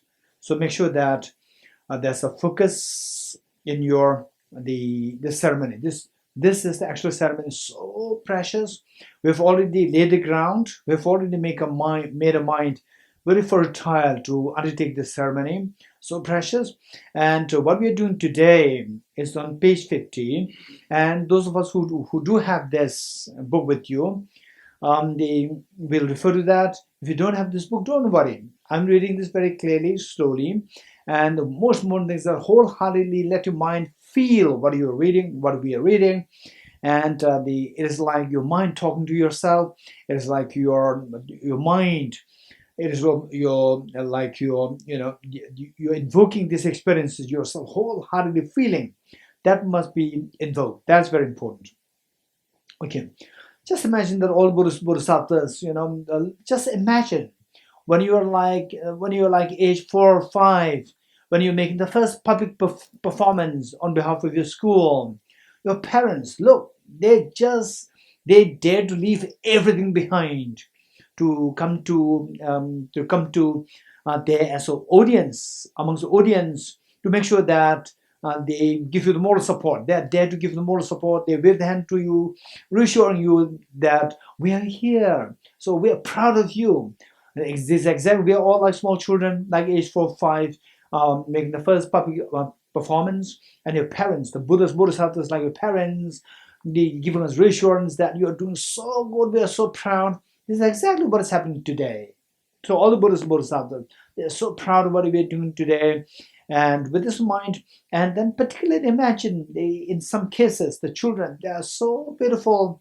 Say the elder child, say take the lead, takes the lead, and then they will make the younger brother, sister, siblings to join her or join him. This is exactly, imagine that you are the elder child, and then all other sentient beings, they are like your siblings, who you encourage them to join you in this beautiful moment of the undertaking the aspiration Bodhisattva vow.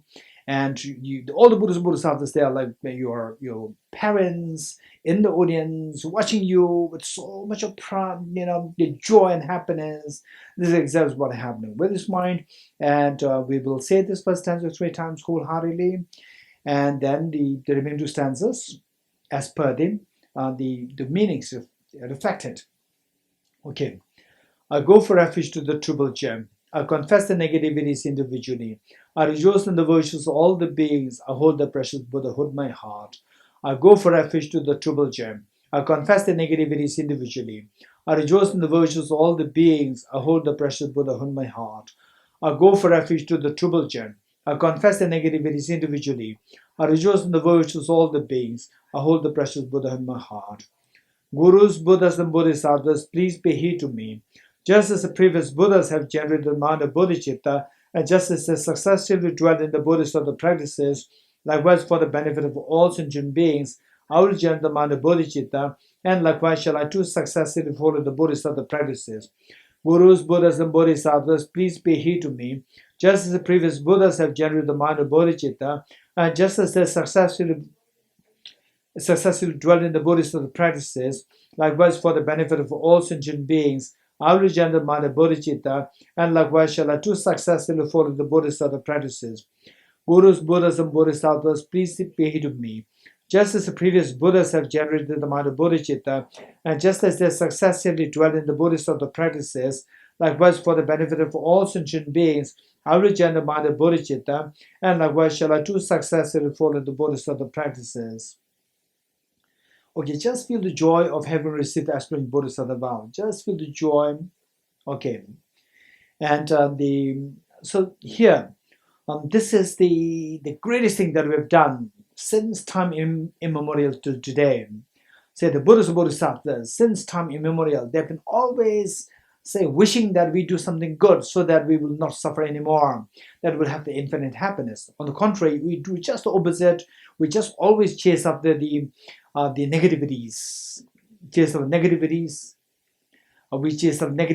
We just shun the virtues, and therefore we continue to suffer. We are totally deprived of the happiness. This is what has been doing, and the Buddhas and Bodhisattvas, they feel so demoralized. But today, what we are doing, they are so happy. They feel it made their days today. They are so happy today. They feel so proud, like the mother, after all these many years of bringing, after all these many years of the child, of the daughter, of the son, bringing, embarrassment to the mother, complaints from the school, and today the school principal comes escorted by the other staff, and the mother again become very apprehensive. What is what bad thing my daughter, dead, or my son dead? No.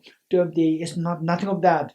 We just came here to congratulate you. Mother could not believe why the principal congratulated her. Otherwise, always bringing complaints. Because your daughter, your son, two of them appointed as the best of the students of this school for this year.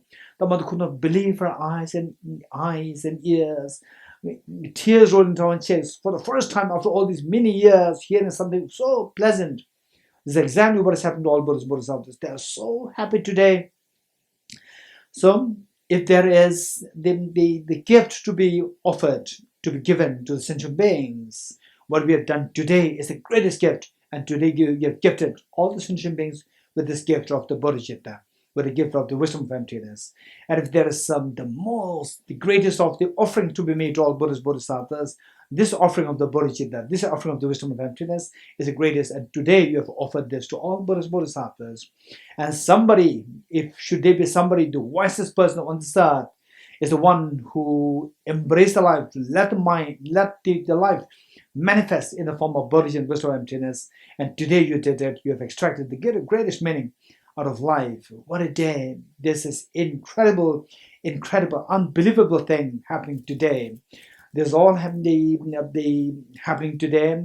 This is greatness. All the Buddhist Bodhisattvas, they feel so proud of you. And this pride and happiness of the Buddhist Bodhisattvas, they invoke the Vajramoon at the hearts of the Buddhist Bodhisattvas to multiply infinite number of times. In barrage like rain shower, the Vajramoons from the replicas, innumerable billions and trillions, billions and trillions of the replicas of the Vajramoon from the Buddhist Bodhisattva's heart, they descend to merge with the one that is visualized at her heart, becoming non-dual, stabilized, and blessed. Likewise, in barrage, all these replicas of Vajramoon from Buddhist Bodhisattvas, they descend to merge with the one that is visualized at the heart of mother, at the heart of father, at the heart of each one of your human sentient beings, the human beings, animals, insects, and the spirits, harigus, hell beings, god and goddesses, the Gandharvas, and all the sentient beings, thereby become non-dual, stabilized, and blessed. Amazing. This is so precious. This is really the greatest meaning out of a life extracted today. And this all happens because of the kindness of all the Buddhist Bodhisattvas. Again, as a gesture of thanking them, along with all German sentient beings, let us slowly stand up to make 3 prostrations to all Buddhist Bodhisattvas.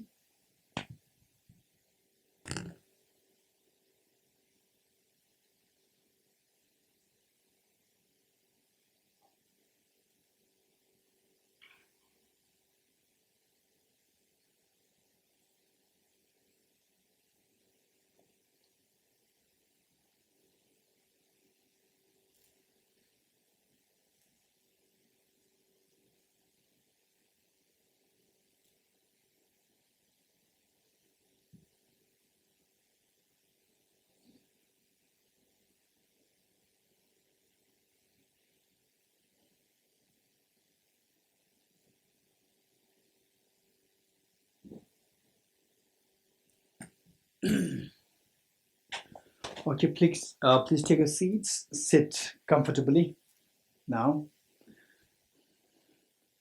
Okay, let us turn to page 51. So this great moment today, so that the moment that we experience today, in order to have the privilege, have the opportunity, have the blessings of this moment throughout the future lifetimes till Buddhahood, we'll include them in a very powerful prayer, in the form of very powerful prayer. For that, let's recite the stanza together. Throughout my future lifetimes, may always be guided by compassionate Buddha and be able to uphold the true precious bodhicittas even in the cost of my life. Throughout my future lifetimes, may always be guided by the compassionate Buddha and be able to uphold the true precious bodhicittas even at the cost of my life. Throughout my future lifetimes, may always be guided by the compassionate Buddha and be able to uphold the true precious bodhicittas even at the cost of my life. Okay, the following stanzas to feel the joy, because these are 2 things required. Number 1, that we should be connected, because it's not that we will automatically be connected to the Dharma. For example, say in this world, there are many people who are more intelligent than us, and yet when they don't come in contact with the Buddha Dharma, then they have no clue of bodhicitta, they have no clue of the wisdom of emptiness, and believing in animal sacrifice, believing in just fundamentalism and so forth is very unfortunate. So therefore, first, connection is very important. In some cases, connection happens naturally, but then they say rigorously engage, taking advantage of this connection is not being done. So that is because of lacking the joy. So one is to be connected. Once connected, then to take the maximum advantage of this connection with the Dharma, so that you will be freed to the state of total fearlessness and to the state of infinite happiness. For that matter, the joy must be triggered. So the following stanzas are taken out from the Bodhisattva Shantidev's text, chapter 3 of Guided Bodhisattva's Life. This is now for us to reinforce the joy over having taken the aspiration Bodhisattva vow. Okay, let's read from page 51. In order to further increase this bodhicitta from now on, those with discernment who have lucidly seized and awakened the mind of bodhicitta in this way should highly praise it in the following manner. Today my life has borne fruit. Having well obtained this human existence, I've been born in the family of the Buddha, and now am one of Buddha's children. Thus, whatever actions I do from now on must be in accord with the family. Never shall I disgrace or pollute this noble and unsullied race. Just like a blind person discovering a jewel in a heap of rubbish, likewise by some coincidence an awakening mind has been born within me. As the supreme ambrosia that overcomes the sovereignty of death, is the inexhaustible treasure that eliminates all poverty in the world, is the supreme medicine that quells the world's disease, is the tree that shelters all beings wandering and tired on the path of conditioned existence. It is the universal bridge that leads to freedom from unhappy states of birth. It is the dawning moon of the mind that dispels the torment of disturbing conceptions. It is the great sun that finally removes the mixed ignorance of the world. It is the quintessential butter from the churning of the milk of Dharma. For all those guests traveling on the path of conditioned existence who wish to experience the boundaries of happiness, this will satisfy them with joy and actually place them in supreme bliss. Today, in the presence of all the protectors, I invite the world to be guests at a festival of temporary and ultimate delight. May gods, demigods, and all be joyful. Okay, we will do the end prayer. Okay, we'll do some mantra recitations on behalf of all the people who passed away, who died to this coronavirus, people who are in the ICU, and the people who are mentally, the traumatized because of this, and many who are suffering unnecessarily because of this COVID-19 in the family. Although there's no COVID, although there's no virus in the family, but then the domestic violence, and many people lost their job, and then the many companies and the businesses, and even the government sector, they have to close down, so forth. Then they become non-functional. So many people are affected, their lives are affected. Let us pray for them, and that soon the COVID subsides, and that everything will go back to normalcy, and people will again rejuvenate their life and their spirit. Okay, with this mind, let's recite the Buddhist Commitment mantra. As we recite these mantras, whatever the deity, you visualize the deity on your crown, and then imagine the descending of the nectars within the body, and on the crown of all the sentient beings as well, the deceased, who are in ICUs, and everybody whose lives have been affected, and then the nectars descend, and their self-grasping, self-centered attitude, all the miseries, the COVID-19, everything subsides, disappears, and happiness comes back. Okay.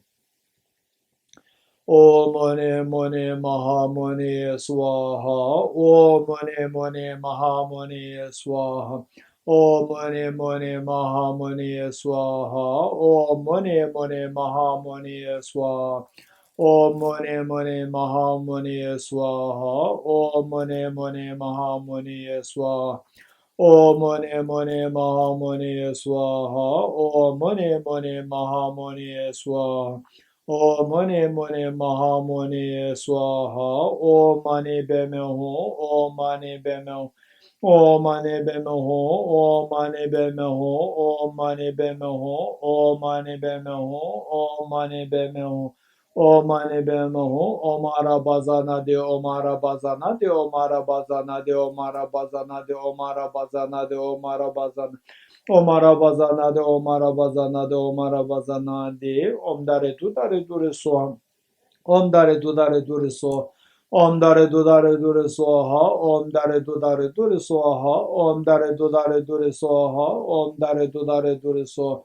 Om Dare Tu Dare Dure Soha. Om Dare Tu Dare Dure Soha. Om Dare Tu Dare Dure So. Om Dare Tu Dare Dure Soha.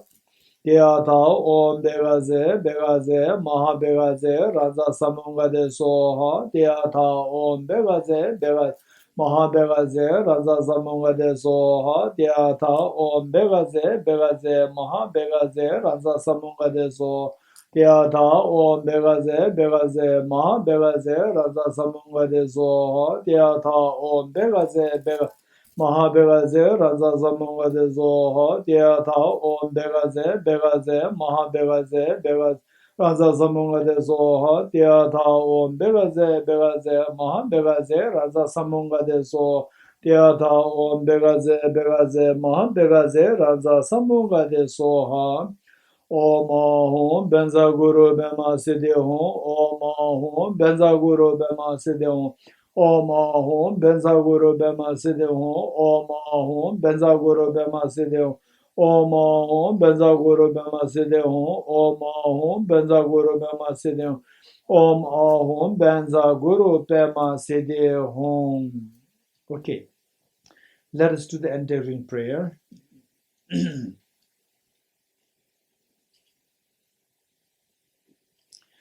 Page 288.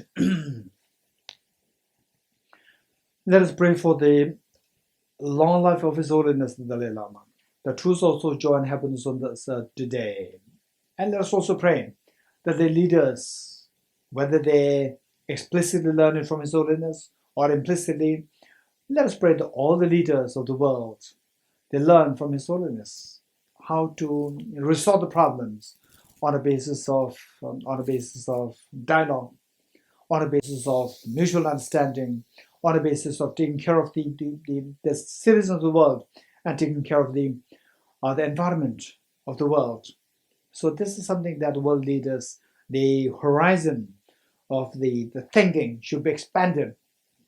This they can learn from His Holiness. This is what if that happens, then there's hope for the world to find it as a better home for the world. Otherwise, it is like, say, the fights happen in the family.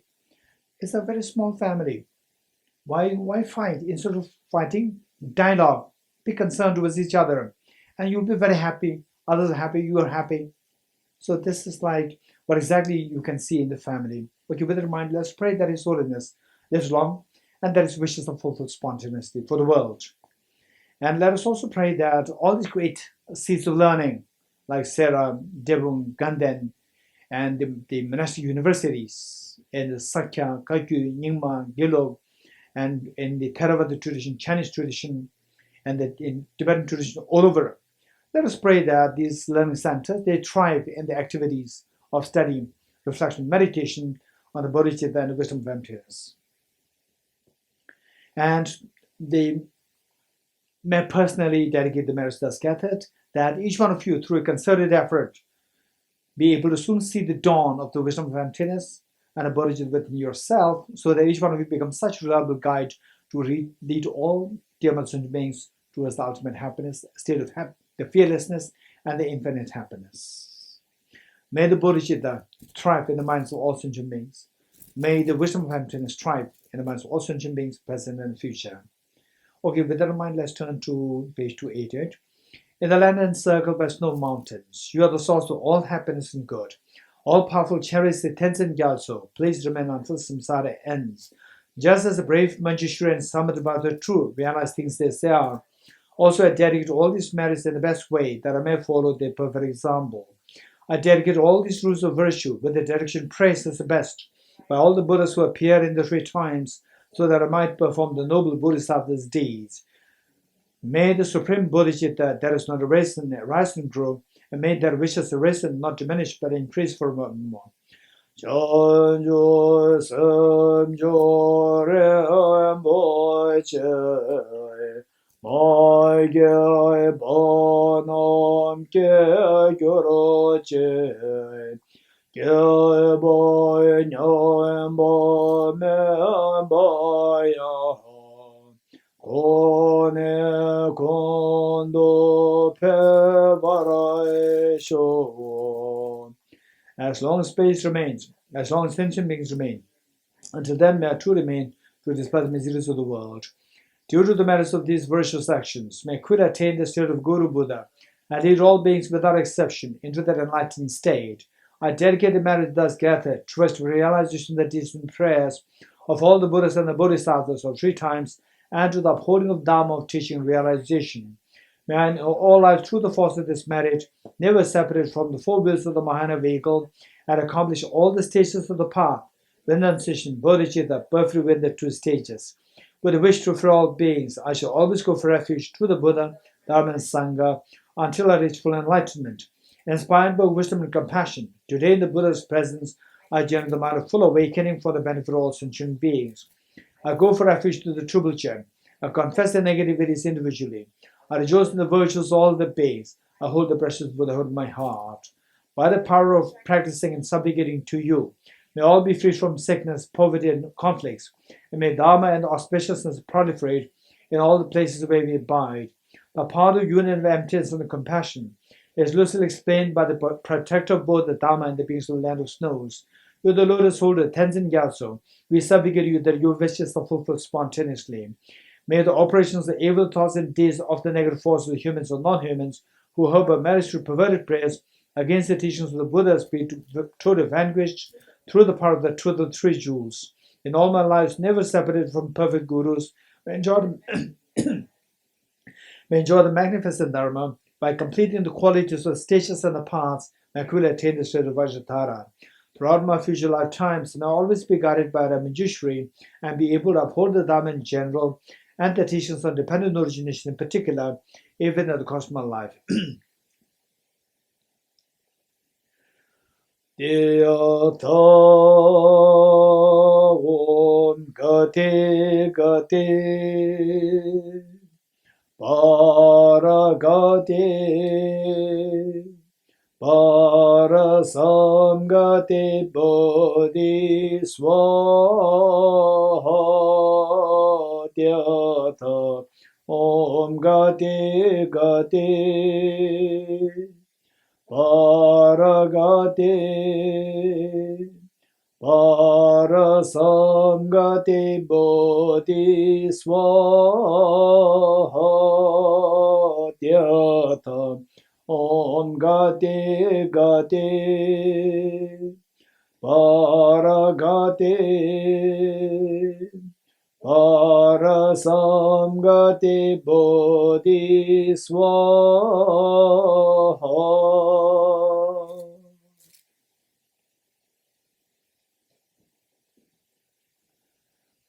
Okay, thank you, each and every one of you. Thank you. Yeah, bye-bye.